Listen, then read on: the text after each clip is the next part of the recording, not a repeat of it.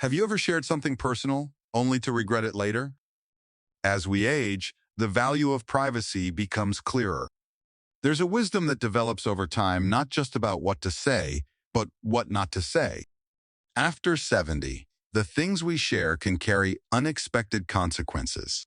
What feels like an innocent conversation can turn into stress, misunderstanding, or even vulnerability we never intended. In this video, we're exploring 9 things you should never share with anyone after 70. Not because you need to hide, but because protecting your peace, privacy, and personal safety matters more than ever. These aren't secrets rooted in shame, they're boundaries built from experience. Each one is designed to help you avoid emotional strain, protect your legacy, and preserve your dignity in this important chapter of life. Whether you've always been an open book or you're naturally more reserved, you'll likely find these 9 things worth holding closer. Because what you don't say can be just as powerful as what you do. Choosing what to share or not share doesn't make you distant. It makes you wise. Stay with me until the end.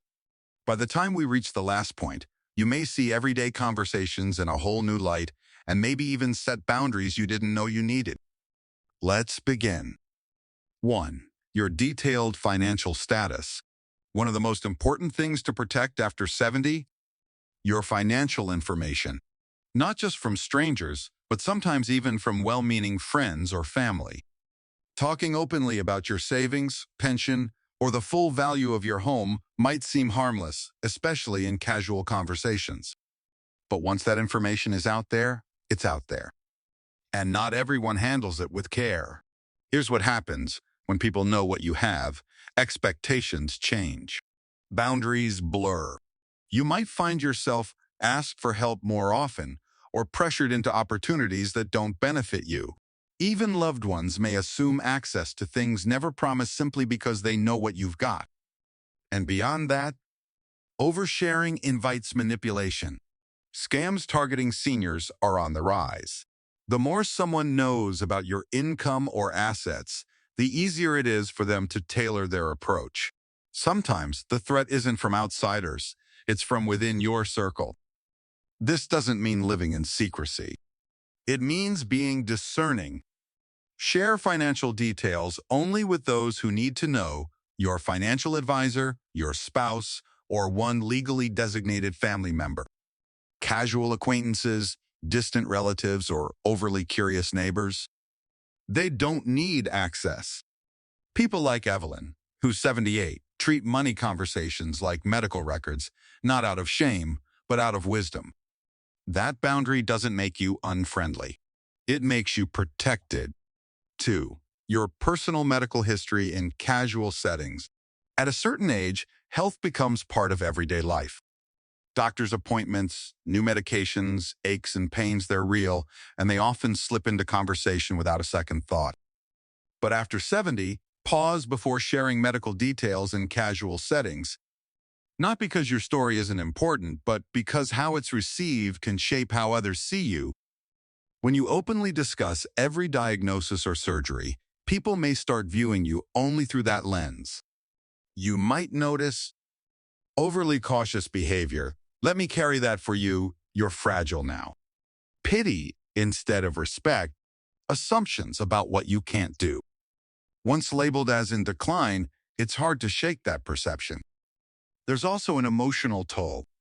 Constantly retelling your health journey can keep you tethered to fear or worse, make it part of your identity. And when shared with the wrong people, it invites unsolicited advice. Should you really be living alone? Judgment. My aunt had that she didn't last long. Instead, share selectively. Trusted loved ones? Absolutely. Healthcare professionals? Necessary. But with others, a simple, I'm managing things, but I'm all right suffices. People like Harold, 82, speak with intention. They know when to open up and when to protect their narrative. Not every detail deserves an audience. 3. Your private regrets or past mistakes. We all have chapters we'd rather not read aloud. But after 70, There's a deeper layer to what we choose to revisit and, more importantly, what we choose to reveal. Regret lingers in unexpected ways, especially when shared in the wrong setting. While vulnerability has its place, constantly recounting past mistakes to people who haven't earned your trust can do more harm than healing. Imagine this. You confide in a neighbor about a missed opportunity from decades ago, a career move, a lost love. Instead of empathy, they respond with, "Well, no wonder your life turned out that way." Suddenly, a moment of honesty becomes a label you never asked for. Why it hurts? Judgment replaces healing. Not everyone can hold your past with care. It reinforces pain. Retelling regrets can keep you stuck in them. It reshapes how others see you. You're no longer Walter, the retired teacher. You're Walter who messed up his marriage. The wisdom? Process regrets with a therapist or spiritual advisor. A lifelong friend who knows your heart. Your journal, some stories are yours alone. For everyone else, a simple, "I've learned some hard lessons," keeps your dignity intact. Martha, 76, puts it best: "My past shaped me, but it doesn't own me. I share my scars, but only with those who won't pick at the wounds." 4. Your will or inheritance plans with non-legal parties. What you leave behind is deeply personal. But unless someone is legally involved in managing your estate, those details should stay private. Here's why: the moment you say, "I'm leaving the house to my daughter," you invite family tension. Why her and not me? Premature expectations. Relatives may act entitled before anything's finalized. Manipulation. Sudden helpfulness from people eyeing their share. Walter learned this the hard way. After mentioning his will at a family BBQ, his nephew began pressuring him to loan money against his future inheritance. Protect your legacy. Work with an attorney to document wishes. Share only with executors/trusted legal parties. Avoid casual chats that could complicate relationships later. This isn't secrecy, it's stewardship. Your assets and your family's peace deserve protection. 5. Your emotional vulnerabilities with untrustworthy people. Aging teaches us not everyone who listens deserves to hear your heart. After 70, loneliness, fears about independence, or family struggles might feel heavy to carry alone. But sharing these with the wrong person risks gossip. Did you hear Martha's kids never visit? Manipulation. A friend using your loneliness to sell you something. Pity. People treating you like a fragile burden. Spot the red flags. They share others' secrets casually.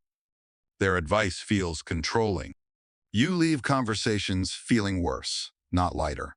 Martha's rule: I test the waters with small truths first. If they're handled with care, I might share more. Your emotions are sacred. Save them for those who've earned a key to your inner world. 6. Your relationship issues with your spouse/partner. Even the strongest marriages have friction. But venting about your partner to others after 70? That's a risk. What happens next? The listener forms a negative opinion of your spouse. Harold, so stubborn, becomes poor Martha, trapped with that man. Reconciliation happens, but the judgment remains. Walter and his wife Grace keep this mantra: our fights are ours. Our fixes are ours too. Instead of venting, talk directly to your partner. Seek a counselor. Neutral ground equals real solutions. Write it out first. Anger often fades with time. Protect your love story. Not every chapter needs an audience. 7. Your views on adult children's choices. Parenting doesn't stop at 18, but unsolicited opinions should. Why silence is golden. Mom, I don't need your input on my divorce. Your concern becomes their resentment. Shared with others, it morphs into family gossip. Martha's approach: I bite my tongue until asked. Then I say, what do you think is best? First, love them. Trust them. Let them live. 8. Your passwords, PINs, or sensitive access. Elder fraud often starts with helpful hands. The risks: a grandchild borrowing from your account, a caregiver memorizing your ATM PIN, well-meaning friends sharing details loosely. Secure your future. Use a password manager. Designate one tech-savvy, trustworthy contact. Never share over phone/email. Scammers prey on this. Walter's motto: my finances aren't a group project. 9. Plans to move/downsize too early. Mention I might sell the house and suddenly family debates your future at Thanksgiving. Neighbors treat you like you've already left. Pressure to decide before you're ready. Martha's rule: I don't announce, I act. When the for sale sign goes up, they'll know. Move at your pace. Your home, your timeline. Which of these hit home? Comment if you'll guard your peace tighter or share your own lesson below. Don't forget to subscribe for more wisdom on thriving after 70.